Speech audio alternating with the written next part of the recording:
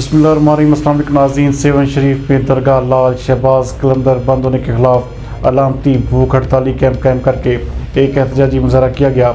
हमारे नुमाइंदा खसूसी वकार अली मल्लाह के मुताबिक जद्दोजहद कमेटी सेवन शरीफ अल शहबाज शॉपकीपर्स एसोसिएशन और अल हुसैनी रेस्ट हाउस एसोसिएशन के रहनुमाओं की जानिब से दरगाह लाल शहबाज कलंदर के मेन गेट पर अलामती भूख हड़ताली कैंप कायम करके एहतजाजी मुजाहरा किया गया। इस मौके पर रहनुमाओं का कहना था कि एक तरफ हुकूमत जलसा कर रही है जबकि दूसरी जानब दरगाहों को बंद किया जा रहा है। उन्होंने कहा कि हम वफाकी हुकूमत और सिंध हुकूमत से मुतालबा करते हैं कि तालीमी इदारे और दरगाहों को खोल दिया जाए। उन्होंने कहा कि कलंदर के मज़ार, शॉपिंग मॉल और ट्रांसपोर्ट को हर सूरत में खोला जाए क्योंकि हमारा वाहिद ज़रिया माश ये सेवन शरीफ का मज़ार है। लाल शहबाज कलंदर का मज़ार बंद होने से हमारे बच्चे भी भूख काटने पर मजबूर हैं। उन्होंने कहा कि मज़ार पर जब ज़ायरीन आते हैं तो हमारा रोज़गार होता है। मज़ार बंद होने की वजह से हम इंतहाई सख्त परेशान हैं।